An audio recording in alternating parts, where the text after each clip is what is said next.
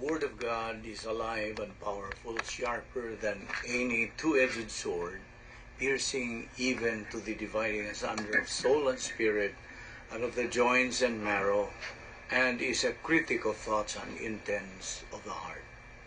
All Scripture is God-breathed, and is profitable for doctrine, for reproof, for correction, for instruction in righteousness, that the man of God may be mature, thoroughly furnished unto all good works.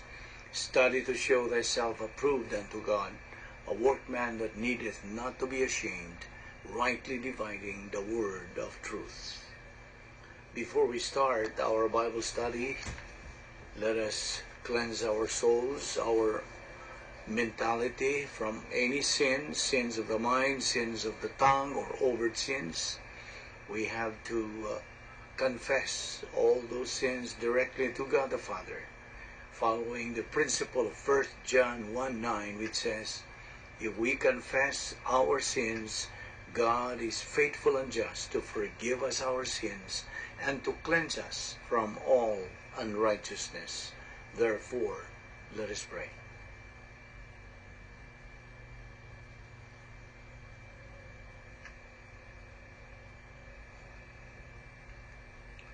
Let us pray. Father, we're indeed grateful to you for the privilege of assembly worship, and hence having the privilege of having fellowship with you and your word, which lives and remains forever. We thank you, Father, that your word is forever a lamp unto our feet and a light unto our path, because the entrance of your word giveth life. It giveth understanding to the simple. And therefore, as we approach thee in the study of your word, we ask that you will open our hearts to the truth, that we may fulfill the objective of growing in grace and in the knowledge of our Lord and Savior, Jesus Christ. For we ask it in his name. Amen. As we continue our study on the doctrine of soteriology,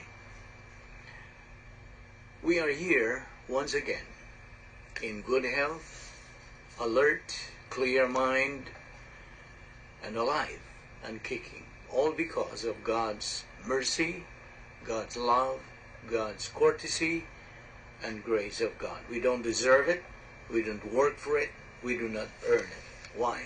Because it is grace.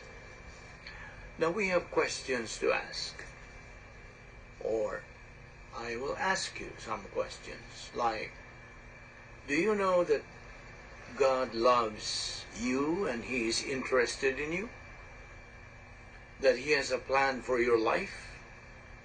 That Christ died at the cross for your sins?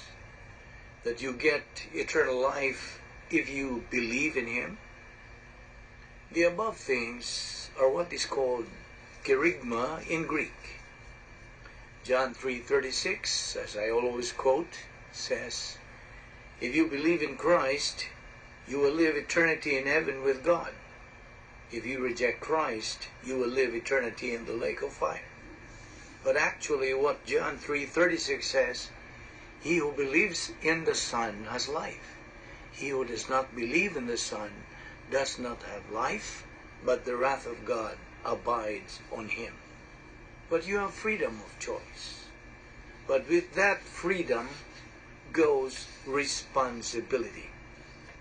Freedom and responsibility always go together when it comes to the plan of God.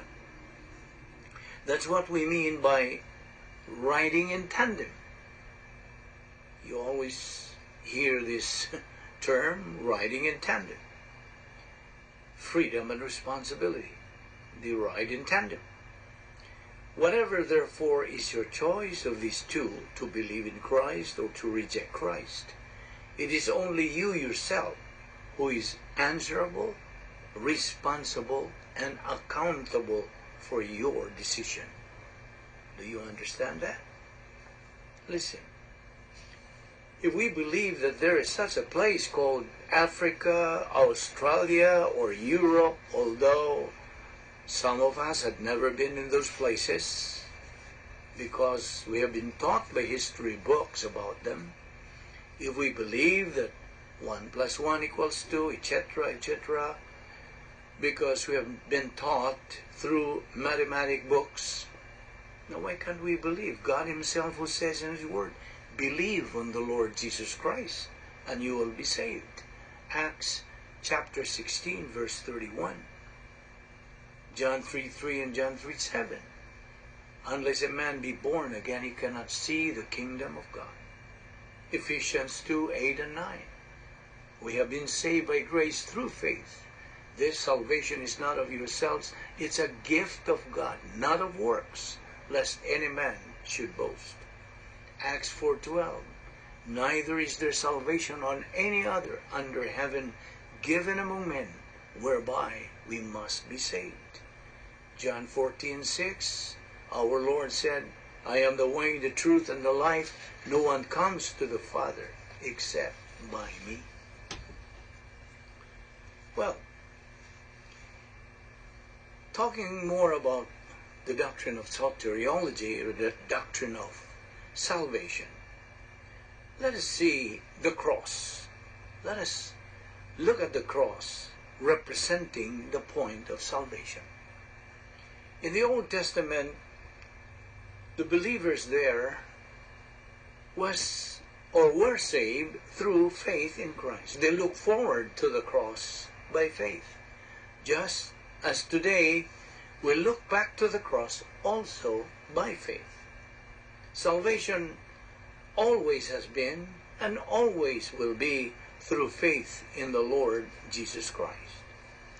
The only difference between the Old and the New Testament salvation is where the believer lives historically with regard to the cross. And apart from that, there is no difference. There is only one Savior. Because there is only one Savior, then there is only one way of salvation.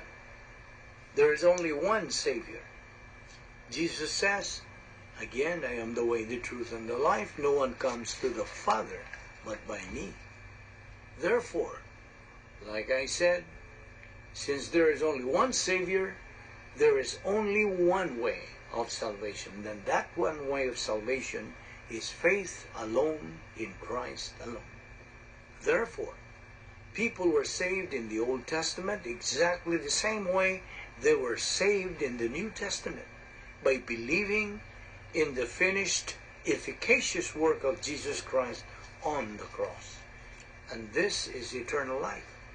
You are picked up by God the Holy Spirit and puts you in union with the Lord Jesus Christ. This is eternal family relationship with God. Principle. Once a member of the family of God, always a member of the family of God. Question. How do we enter into a human family? By birth. How do we enter into a spiritual divine family? Also by birth. You see, it is every single believer's responsibility to witness for Christ. The believer can witness for Christ either through his life or through his lips. When as a believer you witness for Christ, always remember this. Make the issue out of the issue and make the issue clear. And get accurate doctrine. As a matter of fact, every believer is a missionary.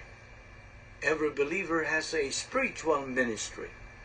Every believer is a salesman for Christ, carrying a perfect product, the message of salvation. Why perfect? Because it bears an eternal warranty. And do you know what? This product, which has an eternal warranty, is free. Now why free? Because someone has already paid it up for you. All one has to do is simply to accept it by faith. You see, in spiritual death, the divine solution is only by faith in Christ alone. Anything added to faith is a human solution, and salvation is not yours. Do you know why? Because faith accomplished by human works is invalid. The only valid faith is faith without works. You can have tons of religion without 1 ounce of salvation. If we could earn our salvation, Christ would not have died to provide it. Salvation is a gift to be received, not a goal to be achieved. No one so good that he can save himself. No one so bad that God cannot save him. Faith plus lordship, salvation. Faith plus commitment. Faith plus anything negates salvation.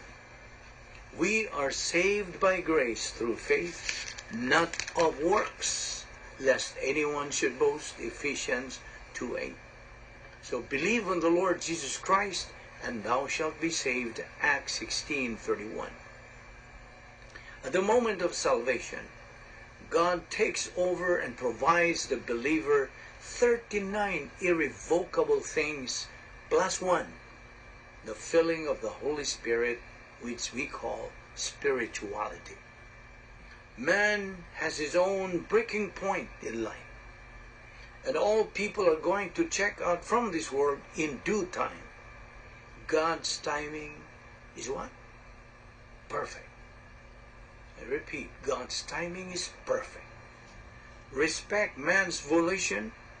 Whether he accepts or rejects salvation, that's his option. But he is answerable, accountable, and responsible for every decision he makes. So don't ever try to control other people's free will because you can. If you do, you're just wasting your time. The function of human volition is a divine design. The divine design is to appropriate what God commands and to reject what God prohibits. Rejection of Christ as Lord and Savior is a maladjustment to the justice of God. Now, here is the doctrine of heathenism, the character of God. That's number 1. It is impossible for God to be unfair. He cannot violate the design of his plan. He cannot violate the nature, the integrity of his character.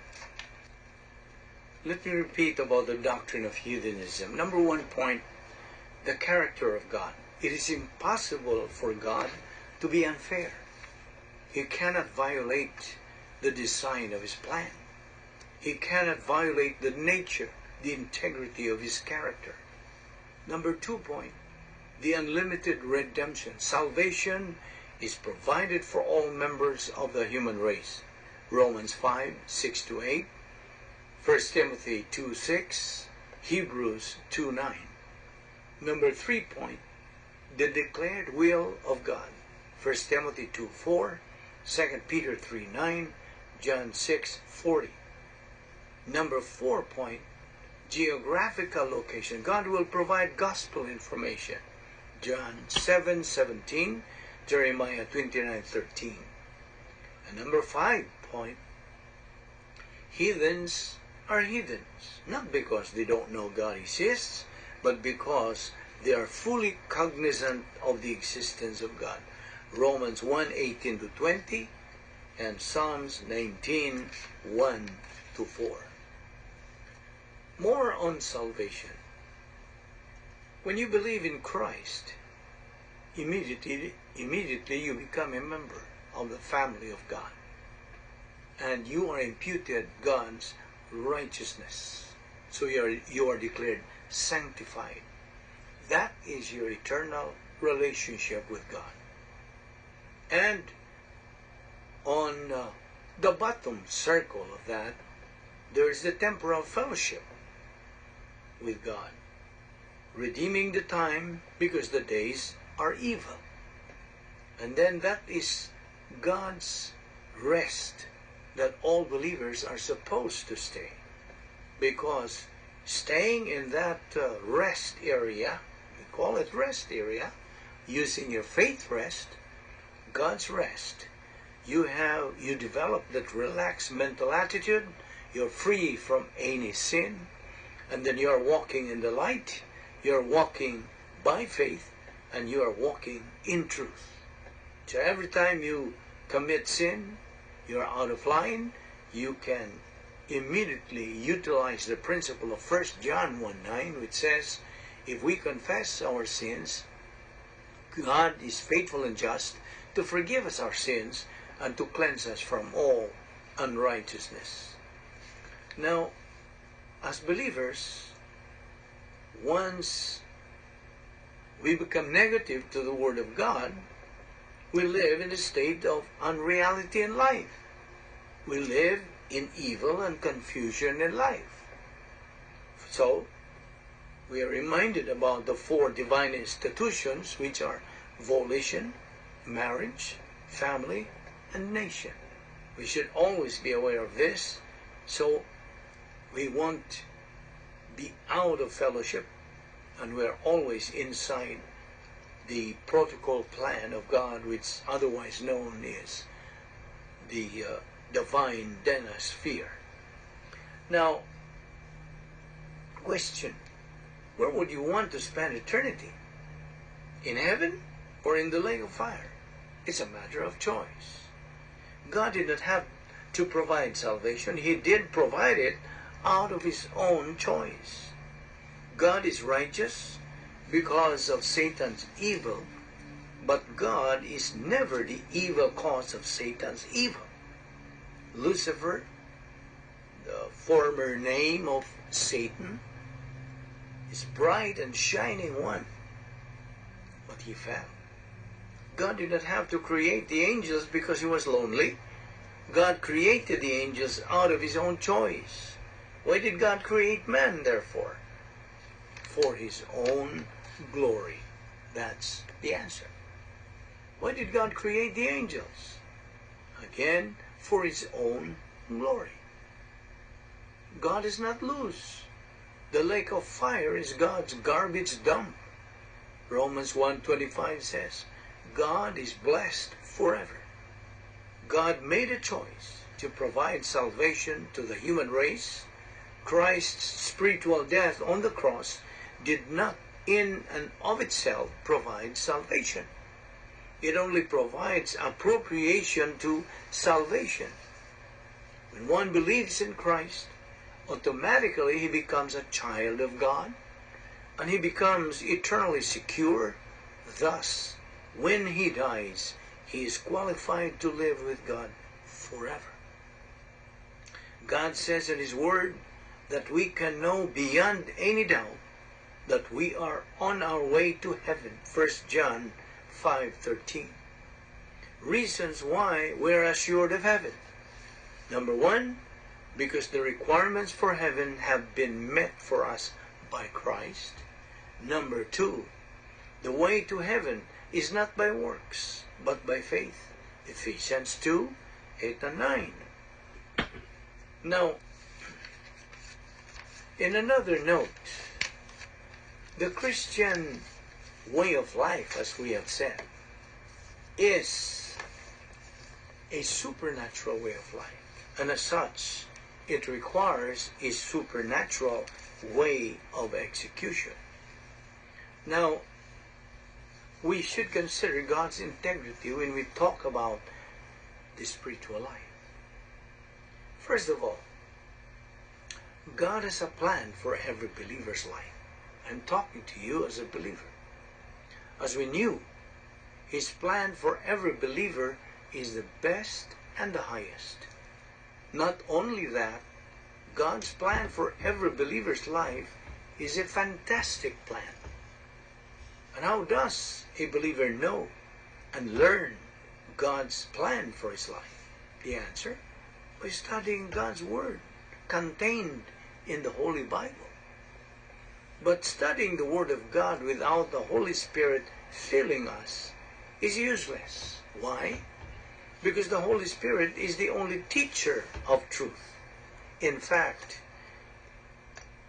He is the author of the Bible. Therefore, the first step to be able to really learn God's Word is for us to be filled by the Holy Spirit And how? By utilizing the recovery technique of 1 John 1:9. If we confess our sins, He, God, is faithful and just to forgive us our sins and to cleanse us from all unrighteousness. Once we do that, we go back in fellowship with God, being filled by the Holy Spirit. Now, every believer's goal, by the way, we have a goal, of course, as believers. Every believer's goal is to attain the area of spiritual adulthood, eusebia, the godliness, the Greek word says.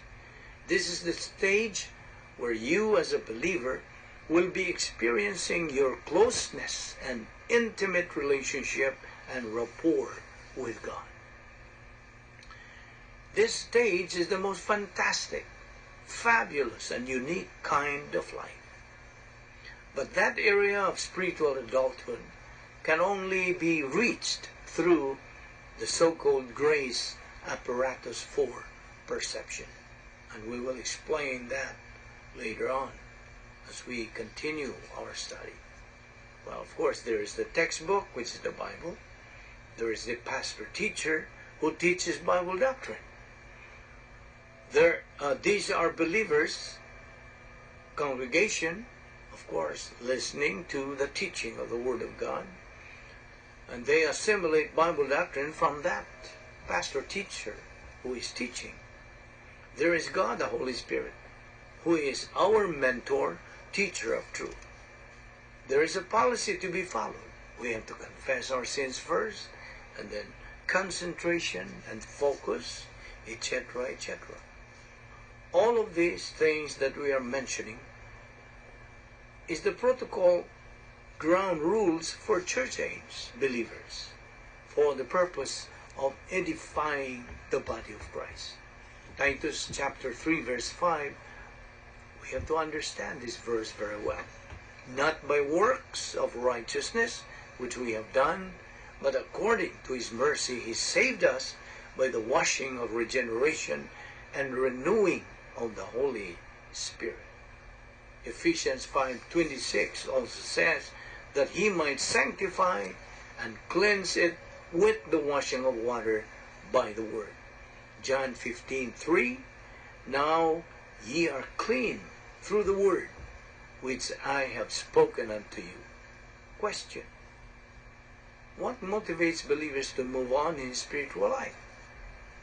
God's love for every believer, God's mercy, and God's grace. That motivates believers to move on in a spiritual life. Now, in another note, life, we have said, is too short. I guess no one can argue with that fact. We can think about the past, but we cannot live in the past, nor can we live tomorrow. I think you will agree also with that. You see, life is just a passage of time. We are here today, gone tomorrow. So life is indeed fragile. It hangs on a thin thread, and God, who is the creator of it, can snap it at any moment. And so, since life is fragile, and in fact, in the book of James chapter 4, verse 14, it says, you are a mist that appears for a little while and then vanishes away. James likens our lives to a vapor, a mist. Like I said, we are here today, tomorrow we are gone. You see, we live in a broken world. The Bible declares in Romans 8:23 when it says, all creation has been groaning as in the pains of childbirth right up to the present time. Yes, even with modern medicines and technology, people are dying every day at all ages for any number of reasons. During our lifetime, we may many, many, many decisions, right? Some of these are good, and they can improve our mental, emotional, and physical well-being, while some of these decisions are bad and wrong, and they can bring unnecessary mental, emotional, and physical pain. However, even if we applied everything we read in the books as to how to maintain good health and we live to age 100, we still have to face the grim reality of dying and death, right? Because everything in this world changes, agree? Our skin begins to wrinkle gradually. Our bones get weaker. We are all heading to old age, whether we like it or not. Every moment of every day, we're getting closer and closer to our own grave. But again, life is just a passage of time. And get this, our soul will live forever. Why? Because it is immortal. Why is it that so? Because it is how God designed it to be. That's why. So, the big question stands. If our soul will live forever, because it is immortal, where will it live forever? So, it's gonna live in heaven for all eternity, or eternity in hell. And who are the souls that are gonna live forever in heaven? Those souls that, while they were still on earth, believed in Jesus Christ as their Lord and Savior. Supporting this truth is John 3:36, which I always quote. He who believes in the Son has life. He who does not have the Son does not have life, but the wrath of God abides on him. On the other hand, who are the souls that are going to live forever in God's eternal judgment? Hell. The answer? Those souls that, while they were still alive on earth, rejected Christ as Savior. Supporting the truth is still John 3:36. Whosoever believeth not in him, Jesus Christ, shall not have life, but the wrath of God abideth on him. This truth is clearly and lucidly delineated in the Word of God. It's up to man to believe it or to reject it. After all, he has his own free will to use. He has a free choice. But what's this? Whatever man decides, whether to believe it or to reject it, he is the only one accountable, responsible, and answerable for the decision he makes. Why? Because man has free will. That is completely free. Again, we will all die one way or another within this century. Okay? And it is only God who perfectly knows when, where, and how we die. Now may I ask you, do you know the current world population? What is the latest statistics? Do you know? Well, according to the latest statistics, the current world population is 7 point so-and-so billion. There are right now 7 point so-and-so billion people walking on the face of the earth, right at this very moment. Now, out of this population, 3 people die every second. 180 people die every minute. 11,000 people die every hour. 250,000 people die every day. Now, these dead people are either believers or unbelievers. Because you see, there are only 2 kinds of people living in this world today, not man or woman, but believers and unbelievers. The book of Matthew chapter 7 verses 13 and 14 says, "Wide and easy is the gate that leads to destruction, and many are entering into it. But the road is narrow, and the way is hard that leads to life. Only few find it." So ask yourself, where do I belong? Where am I following? Is it at the wide and easy gate that leads to destruction, or at the narrow road which leads to life? We have a choice. If you then wish to go to heaven after you die, then choose the hard way, a narrow way, narrow road, because that leads to eternal life. And since this is the right way to settle your salvation by faith alone in Christ alone, then you need not fear death any longer. Why? Because your salvation is already secure, assured, and guaranteed. Who assured it? Who guaranteed it? God does. You see, God always keeps His word. He never ever lies. Why? Because He is perfect justice and perfect righteousness. Every time God makes a promise, that promise is always sure and absolutely certain. In fact, He means what He says, and He says what He means. So again, if you have chosen the option to believe in Christ as your Lord and Savior, God mandates you never to be afraid of death anymore. You see, it's only the Word of God that gives you a relaxed mental attitude toward all potential death situations. One of the keys to a tranquil, peaceful life is not being afraid of death. You see, fear of death causes instability, right? Shakespeare said in his book about Julius Caesar, "Cowards die many times before their death. The valiant never taste of death but once." Unquote. You know what? God is not willing that any person should perish, but that all should come to repentance. 2 Peter 3:9. That means God does not want anybody to go to hell. Instead, He wants all men, all people to be saved. How?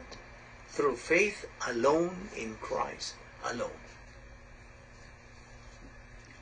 Let me reiterate that point there, that in 2 Peter 3:9, God's Word says,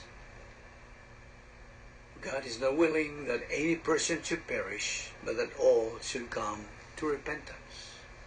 That means God does not want anybody to go to the lake of fire or hell. Instead, He wants all men, all people to be saved. How? Through faith alone, in Christ alone. John 3:16, "For God so loved the world, that He gave His only begotten Son, that whosoever believeth in Him shall not perish, but have everlasting life." Again, let us remember that biblical principle that says God's timing is perfect. Yes, God's time and decision to take anybody of us, any member of the human race, and God takes that individual home, or a believer, is perfect, because God is always and ever will be perfect. And because any individual believer while on earth believed in Christ as his Savior, then we will see Him with all believers in heaven forever. We have said that the current world population statistics has reached 7 so and so billion.